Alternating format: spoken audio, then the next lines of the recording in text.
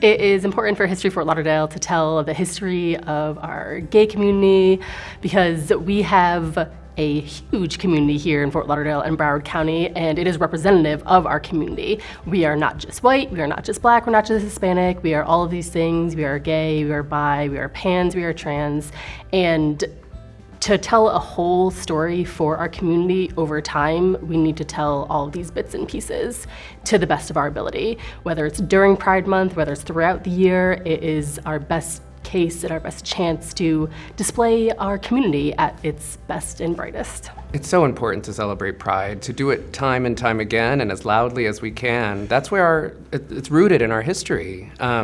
We had LGBTQ people had been systematically erased from history, and Pride is a form of amending that, of amending the narrative. It's so important to building community, of explaining to people that we have been here for a long time and we're not going anywhere. I think it's important to celebrate Pride every year because in the old days, it was sort of this expectation of shame. You know, it comes with our sexual orientation and identity. So our community flipped the script. And so instead of making it, we've kind of brushed off that shame and turned it into pride. And therefore, it's become a celebration of who we are. Pride is how we are liberated in this community. Pride is how we are healed in this community. It's how we discover our wholeness. So pride for me is what religion and spirituality and faith and community is about. Because once you realize that you are, as we say at Sunshine Cathedral, you are God's miracle and not God's mistake, well, that's your liberation. That's your healing. And so pride isn't arrogance. In our context, pride is freedom. Pride is celebration for the gift that you are. I think coming together collectively shows this solidarity in community, regardless of what we may be thinking within our respective populations, but coming together and showing community and showing the masses that we stay together, I think that's important. Pride is important to me because of community. And what I mean when I say that is, I think about my generation was still a part of the generations that coming out wasn't necessarily easy. I'm not saying it is now, but it definitely was not. It wasn't great for me, in my youth. And I remember finding a gay community where I came out and feeling like at home and safe and secure. I think celebrating Pride is a very important element of being gay or lesbian. It's our 4th of July. And just as we celebrate the 4th of July, never asking why, I think people should celebrate gay pride with that same sense of this is it, what we have to sort of exhibit who we are. Being in my country, from Ecuador, was very difficult to be yourself. You had to pretend to be somebody else. When I arrived here at the States and I saw a little more freedom, that was pride to me. I was very prideful, pride to be myself, pride to engage into what I want, and also to share with other people those feelings. I think it's important for our communities to be prideful right now, especially for what we're going through, and to really come together as community. There's too many things that are on the peripheral that is really working to tear our community apart, and we need to come together as a community, as faith-based communities, as other organizations coming together. We need to be the community that is proud of the work we've done, accept the challenges ahead of us, and understand that we can go forward knowing that we can be proud of the work that we've done. We stand on the shoulders of giants. I'm old enough now to feel like, I'm playing the long game. And I just feel like we're on a great path. And, gay marriage approval has never been higher in this country. It's not going down. So I maybe I'm a Pollyanna, maybe I'm an ostrich, but I am optimistic. When people come to see Coming Out of the Shadows, I want them to take away that there is a depth to our community. There is so much uncovered history that we are still finding, and it's living people who have this history. It's people that we get to interview today that they might not think that what their stories are important, but to us, to historians, to the community at large, they will find that it is important. It's important to tell their stories and to share them and for other people to experience them with each other. I think that if we do not take the time to celebrate Pride this June, it will be a missed opportunity. And what I mean by that is we remember all the prides we have gone to before. Remember your very first Pride that you went to. My very first Pride was in Washington, D.C. And I just remember, and I was in the military at the time, and that was before Don't Ask, Don't Tell. And I just remember that feeling of being one in the crowd, but knowing that I couldn't be out.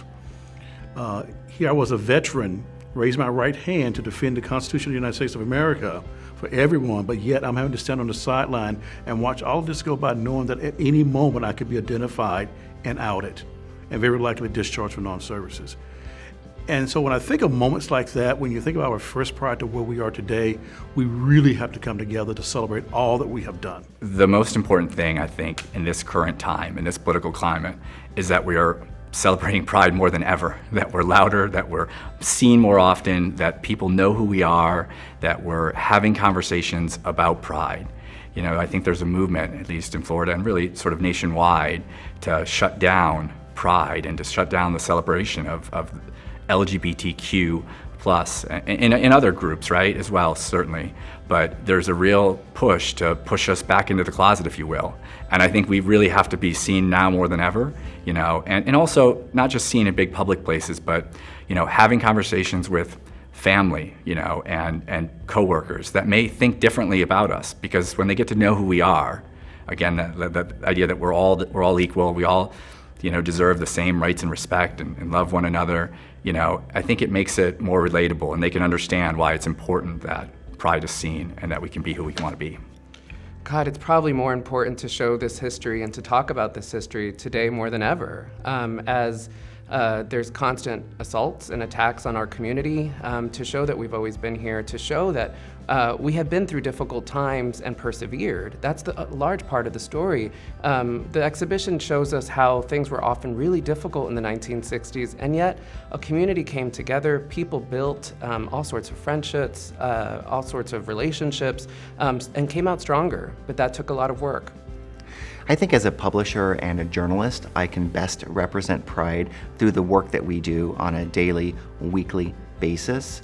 Because yes, we have a month of Pride in June, but really we have to celebrate Pride every single day of the year. We have to be visible and out every single day of the year.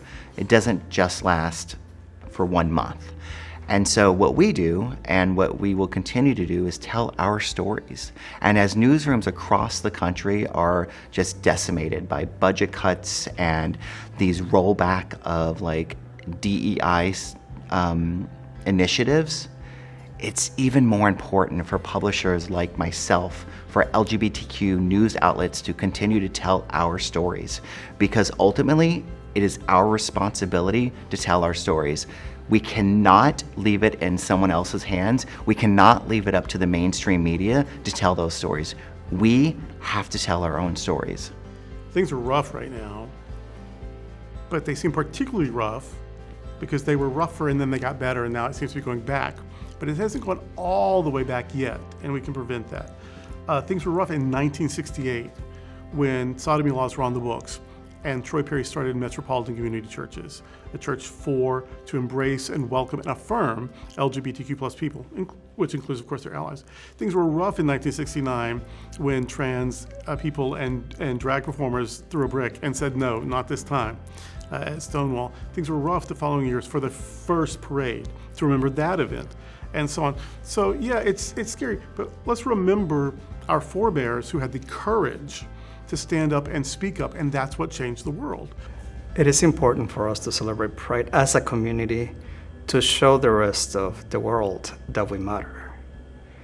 Community means we had to stay one with another, stick one for another, and look out for one and another. It's not just, I want to go to the Pride Festival because it's fun and I can wear whatever I want. No, it's much more than that. It's taking care of the people who needs the most, our youth, minorities, in general, the people in need. And that's community for me, and that's being prideful and pride of my community, trying to help more of them, the ones that they need, as perhaps I didn't have that help when I was young.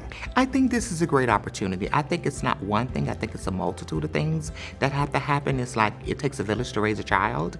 In order for us to get to that space of understanding one another, we have to start with little small things, right? And this is a great step, bringing community together and to educate, because education is going to be the key. And when you're talking about our younger generation, our younger transip, and our younger adults that are coming up, these are the people that's going to have to move this movement along, right? So we're starting now as older adults, making sure that we're showing them this is the way that you lead, this is the way that you bring people together. History, I think, is very important because basically it is learning who we are.